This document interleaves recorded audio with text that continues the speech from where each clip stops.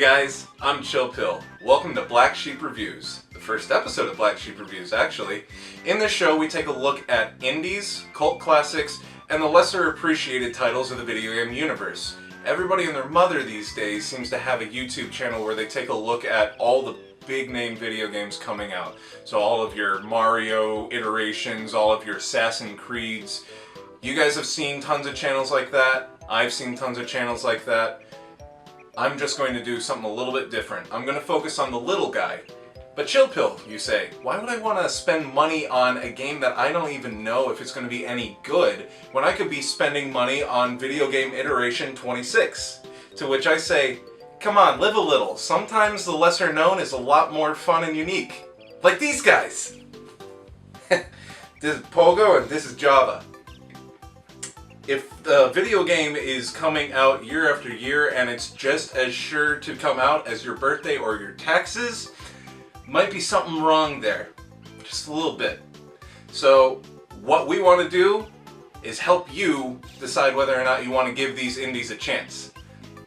I hope this channel really helps you decide whether or not the indie titles are worth it, you know? There are a lot of good ones out there. And hopefully we can show you guys just how great, or not so great, some of these indie titles really are. So, without further ado, cue the theme song!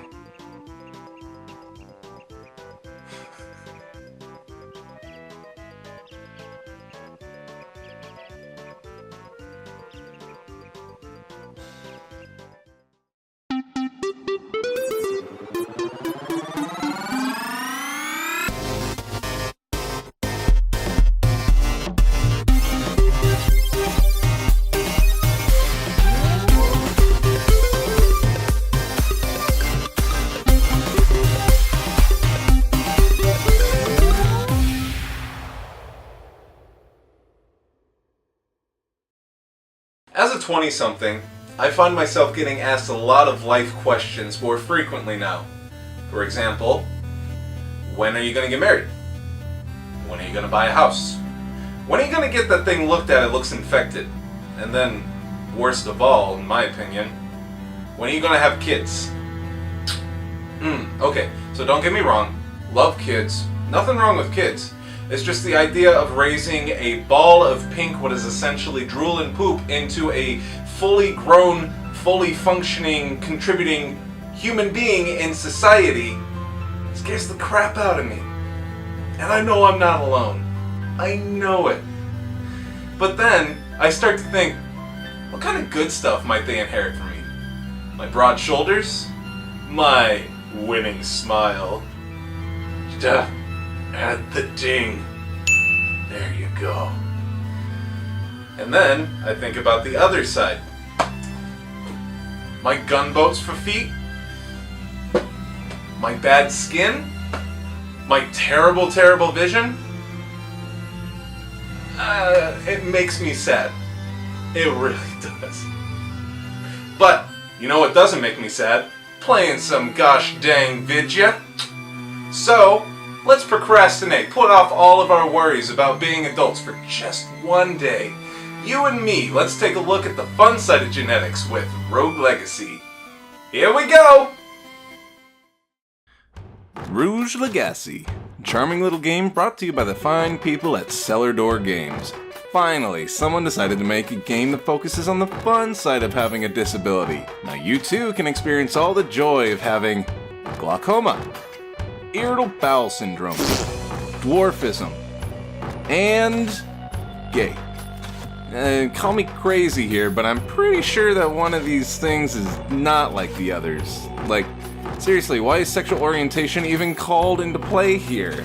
You know, like you don't see any other characters having their sexual preferences outed. No straight or bisexual or, I don't know, dragonkin? Scratch that last one, I guess. Rogue Legacy, if you couldn't tell by the title already, is a roguelike in which you explore the procedurally generated Castle Hampson, murdering all the innocent monsters along your way. Seriously, they weren't doing anything to you. You're the home invader here. You're at fault. You know it. And collecting all their monies for your own selfish desires. fun! In it, you play as a generation after generation of knights, all with various classes and a wide variety of disorders that completely change how each character plays, ranging from colorblindness to ADHD to believing you're in the gosh dang Matrix. I guess her Scorpio here decided to take the red pill. The game starts with Johann, I think, yeah. The crestfallen knight who's trying to bring back honor to his family by rescuing the king whom recently entered the Castle Hamson in hopes of finding the Fountain of Youth to, quote-unquote, cure himself of whatever disease was ailing him. In reality, turns out he was just a greedy son of a bee, looking for some treasure. He gave up all of his belongings, including his kingdom, and Johannes wanted to see what was up with that. So he entered the castle too. Some stuff went down, truths were revealed, some backs were stabbed, literally and figuratively. And now it seems as though Johann will be stuck in the castle by himself forever. That sucks. Since Papa J never came back, now it's up to his kids, grandkids, great-grandkids, to the nth power, if you suck like me and you just use generation after generation, to enter the castle and find out just what happened to him. Not because of all the riches they could find there. No. That's just silly. Don't even think it. It's because they care. They care about a man that's so far removed from their family that they can't even count the generations. They care. The overarching plot, dialogue, and character interactions are all very simple. It's clear that this game was never actually meant to be a narrative-driven literary masterpiece in any way, but it's all good, because roguelikes don't really need a story to be compelling. Just needs some addictive gameplay, really. Somewhere between Life Simulator, Harvest Moon, Animal Crossing, and mobile games. That's the roguelike addiction sweet spot. We all been there. I have. Multiple times. The story is told through the intro sequence and a series of journals strewn about by Johann all over the castle, ranging from helpful and informative, to the ridiculous and breaking the fourth wall, to whatever this is, a series of dots. Like, okay, what does this even mean? Could you imagine how bewildering this would be if you were to find this kind of thing in real life? Seriously. Hey, I'm gonna go run some errands. I'll be back later. Bye. Bye.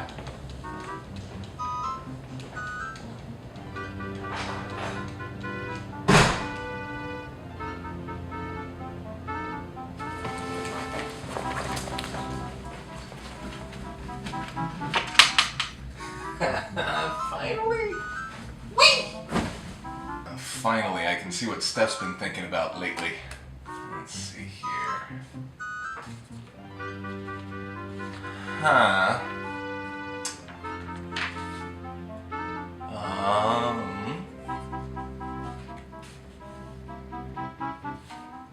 Okay.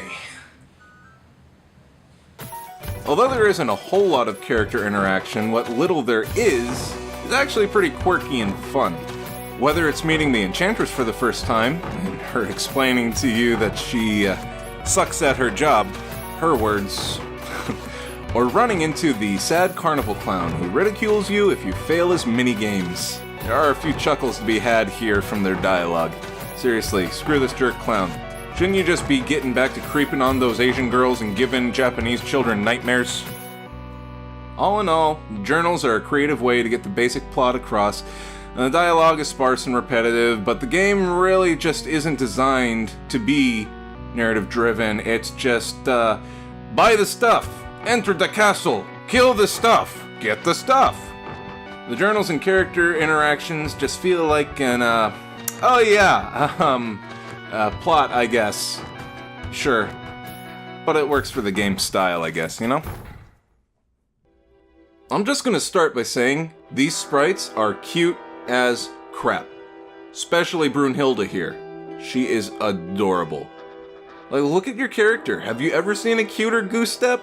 Let me answer that for you. No, you haven't. Look at this kawaii AF chicken. doesn't make sense that a baked chicken can run around, but damn it if his cute little tippy-toe legs makes me not want to have to kill him. Again, I guess.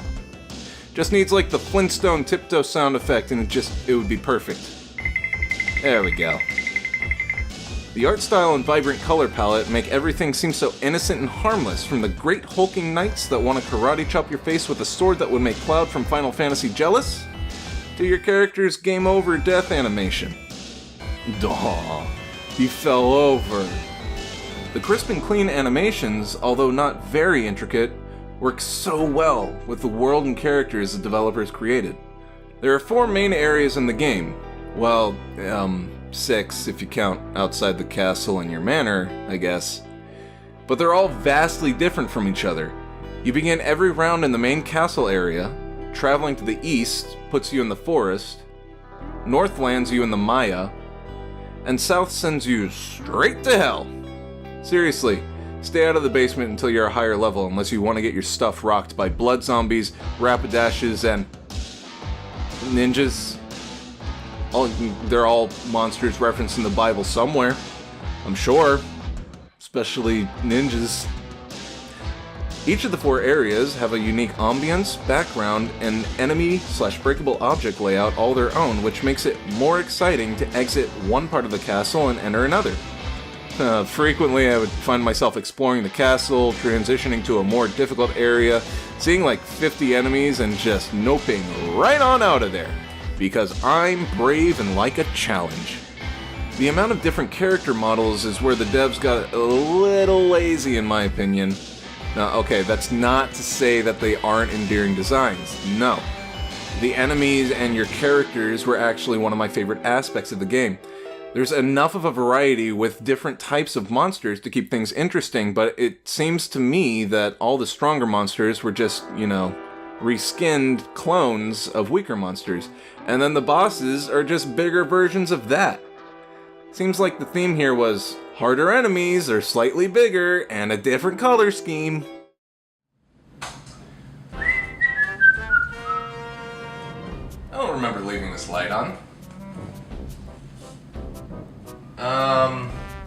Hey, who are you? Oh, me? Oh, I'm you. Only, better, stronger, more good-looking.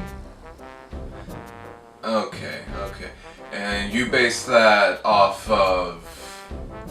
black shirt. Good point.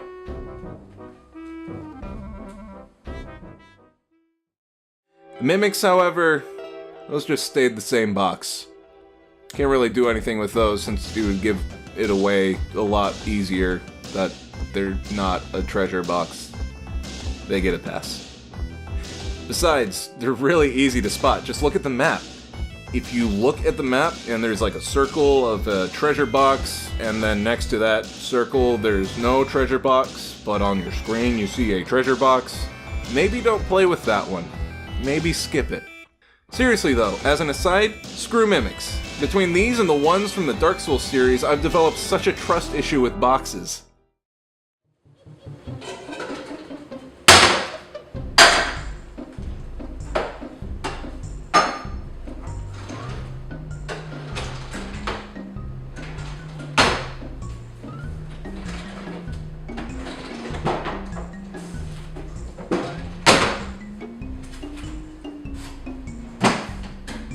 Steph! What? Where's the can opener?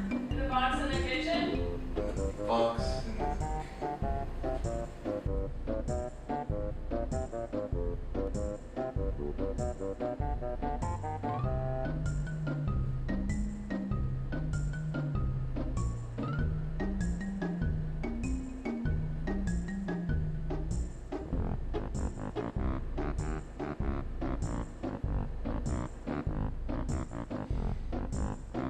Here we go. Oh my god! It's in my hand! Ah! Oh. Here it is. Guess this is life now. One smart design choice that they made was making your characters physically different so that you could tell a mage from a barbarian from a hawkage when you're playing. You know, in case you forgot that basic info from 2 minutes ago. Whatever. The character's physical features don't really vary between male and female sprites. I mean, just look at the female mage. My, what a nice, thick, full beard you have there, madam. Must take after your father. At least they gave her a bow to differentiate her between the male and female. So it would seem, just like certain traits in the game, gender doesn't affect anything. You can somewhat customize your characters with the various equipment you buy from the smithy when you find new blueprints in the castle. But again, this doesn't do anything except change stats and colors. Overall, I must say the art style and aesthetics in the game must be where a lot of focus and care went from the devs. Very polished and easy on the eyes, albeit it's a little repetitive, it's still one of the better aspects of the game, in my opinion. The music in Rogue Legacy really left a lasting impression on me more than any other game I can think of in recent years. Catchy is probably the best word to describe the score. Each area of the game was accompanied by very appropriate music. The forest was ominous.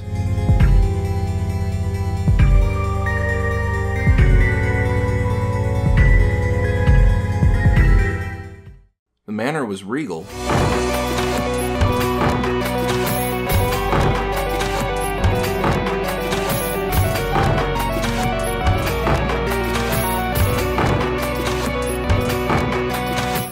The basement, creepy.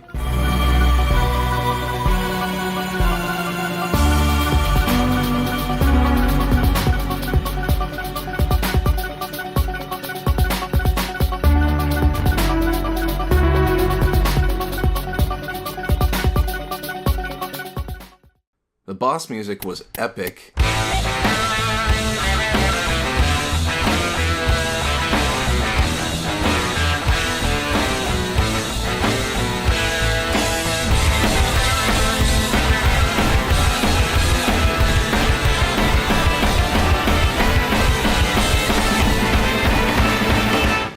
And the carnival music was silly and fun.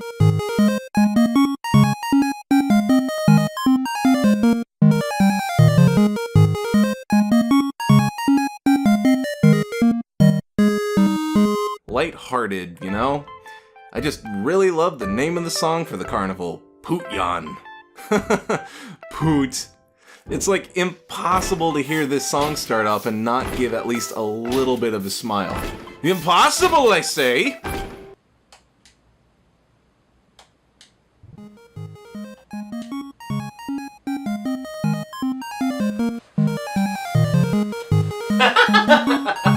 Killing is fun! Even though I felt like the music was perfect for every section of the game, I'll admit that it started to wear on me after many hours of recording. It almost ended up being that I could tell you exactly where I was in the castle just by hearing the first musical notes. I have a feeling the reason why the music began to wear on me so much with this game was because you have short bursts of gameplay multiple times in a session, usually in the same area, to get treasure to level up, and you hear the same song over and over and over again for hours on end. And it really gets to you, but I guess that could be said about any song you heard repeated for hours on end. Continue singing it forever just because this is the song that does it. How do I turn you off? It goes on and on, my friend. Okay. There is one fix to this issue, though. If you're lucky enough, you can come across rooms with a jukebox that lets you cycle through all the music of the game. Once you pick a different song, it plays until you enter another area. Or you can just be like me and listen to podcasts the whole time. Yay, multitasking! Honestly, the soundtrack really impressed me. Every song was completely unique, and I believe that there was only one song that was reused, except it had drums in it, so it's okay, I guess. The variety of different synthesized instruments really made each song interesting to listen to on its own merit. It's going to be a while until I'm able to get that first song you hear when you enter the castle out of my head. Boom, boom, boom, boom, boom, boom.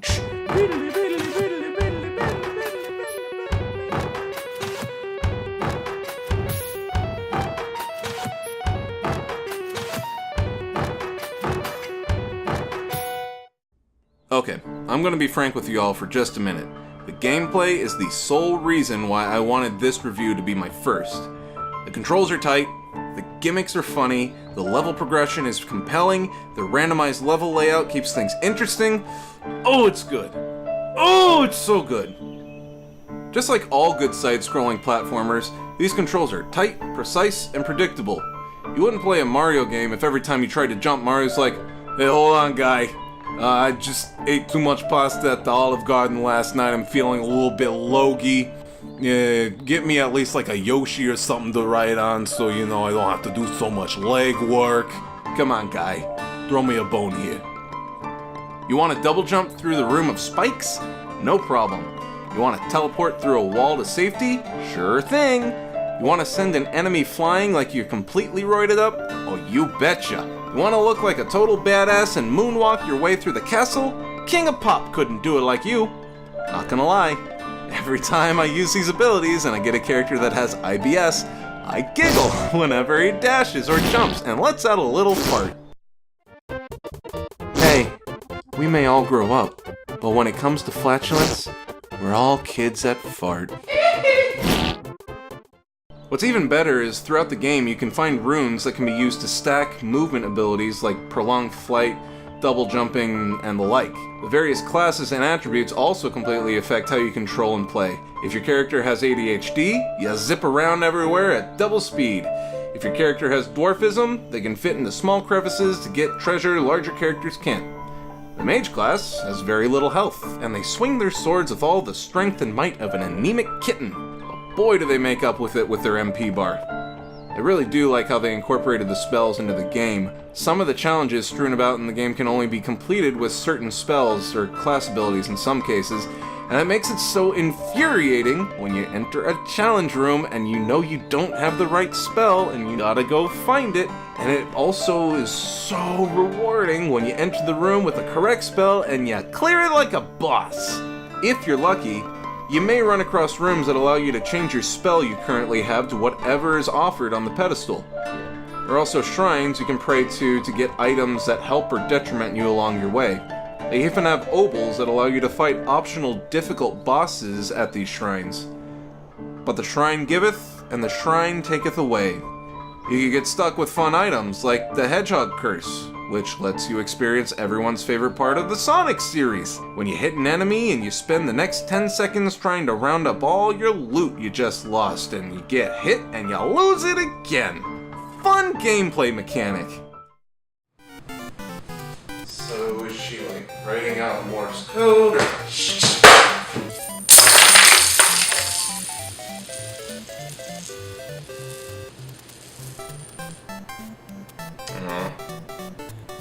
There goes my life savings. Ooh! Kansas!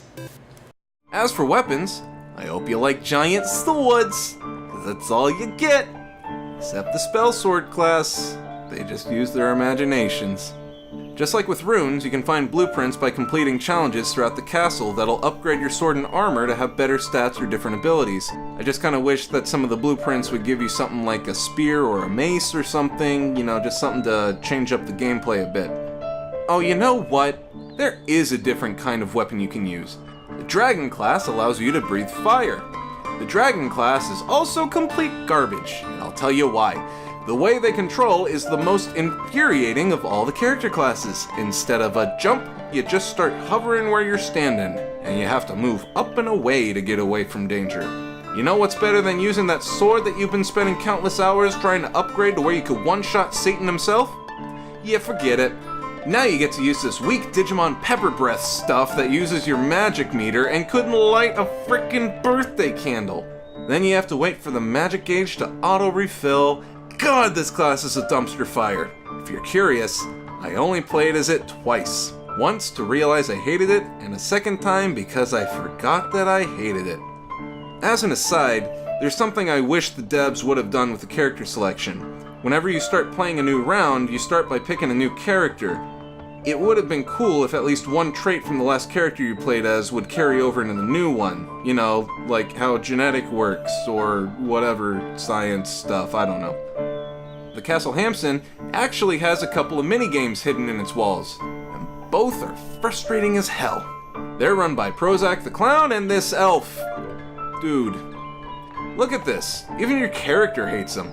As you progress through his random pick the right chess game, his name just gets progressively worse.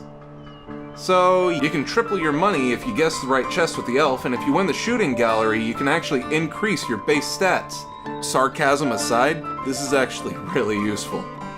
Just gotta be a pro like me.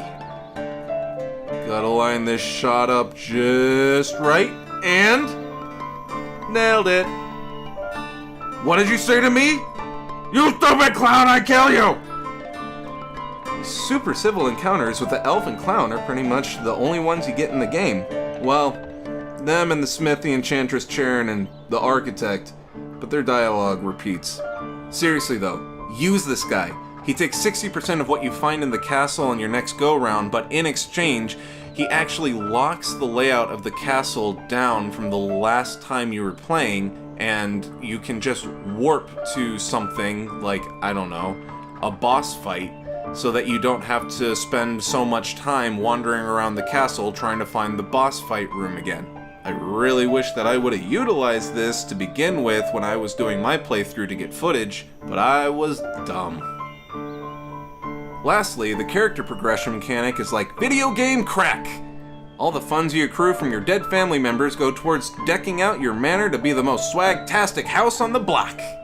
Sorry, Mom. I know how much you wanted to be entombed with all your worldly possessions, but I'm just so close to getting that new sword. Sure you understand. New classes, class upgrades, and bigger perks, like giving less of your money to Charon at the beginning of each round, or getting more cash from fallen enemies, cost more than your run-of-the-mill upgrades such as health and armor. Pretty soon, your once dinky little shack of a castle will start looking like a magical Disney princess should be living in it. It really is satisfying to see your manor expand after finally killing that one boss that's been giving you so much of a hard time for the last 2 hours. I'm looking at you, Alexander, you floating skull bastard. By the power of Grayskull! Okay, so let's make a list here. Addictive gameplay? Check. Catchy music? Check-a-rooney. Game layout is never the same twice? Czech Republic. Gosh dang cute character designs?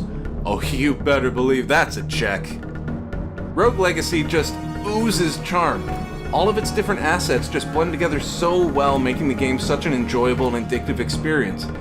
Well, except that story, but, I mean, again, that's not why I likes it so much. Also, I probably should have been playing it in short bursts rather than 2 or 3 hour marathons like I did for the sake of capturing footage. If I didn't totally suck at the game, could have taken less time, but you know, I digress. Back to that whole charm thing and the oozing. All the little details add up into one very unique gaming experience that's unlike any other roguelike I've ever played. Just look at some of this stuff. Your spelunker has a hat with a light on it, and their special ability is turning it on and off again. Characters with a nostalgia factor make everything look like it was photoshopped with a sepia filter. Those with clonus? That's a fancy word for muscle spasms, kids. Cause the controller to vibrate sporadically so you can experience what it's like to have the disorder first hand. See what I did there? The name of the characters are actually the surnames of the developers, even some that look too ridiculous to be real. Seriously, like, how do you pronounce this? Twijnistra, I think. I'm not even going to touch that first name. The characters with Alzheimer's can't see a map when you bring it up.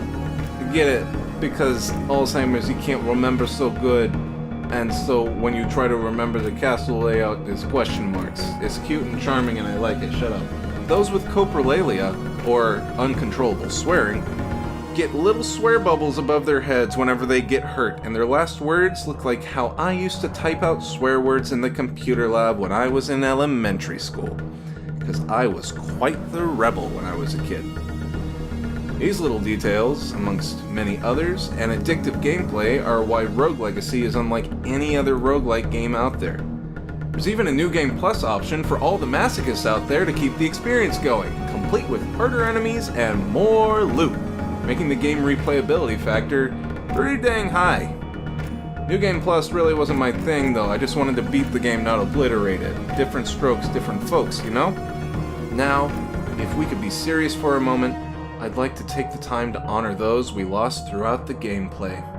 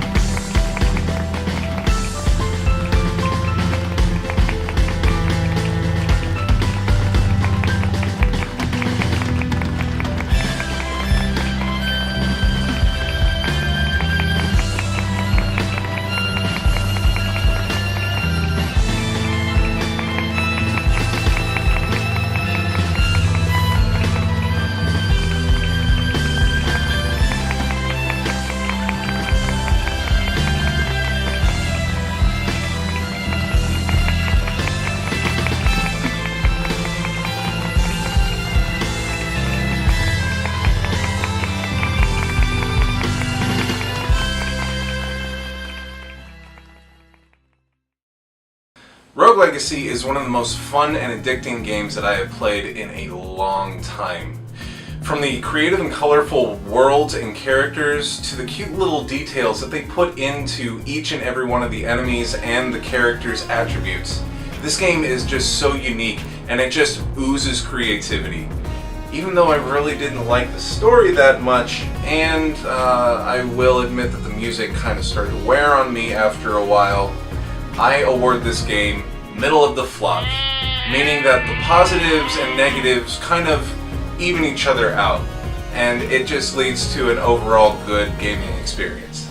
So, until next time, this is Chill Pill reminding you, if life gives you lemons, complain until you get a better fruit. Lemons suck. See ya! Hey guys, I really hope you enjoyed our video. We've been working so hard on it. We started this channel actually back in like April, and just all the startup pieces and everything. This has been a long time coming. Stephanie and I have had so much fun working on this, and we really hope that you guys enjoyed the show too. We plan on having an episode a month of Black Sheep Reviews. I will admit that doing a roguelike, a randomized game as the very first one to do a review on probably wasn't a great idea, because it was just so hard to find footage for everything, especially for someone who's never done a review on YouTube before. But it's whatever. It turned out fine. I really appreciate you guys sitting and watching this entire boring thing, including me gushing right now. Don't forget to follow us on Twitter and Instagram at Black Sheep Rev-ewe. We do Twitch Tuesdays at 7:30. You can also watch me and my friend Travis play some games and yell at the screen and say funny things at Sleepy Sheepies, which we release every Monday and Friday at 6 p.m. So, until next time, thank you guys, like, comment, subscribe, and we'll see you on the next review. Say goodbye, Pogo.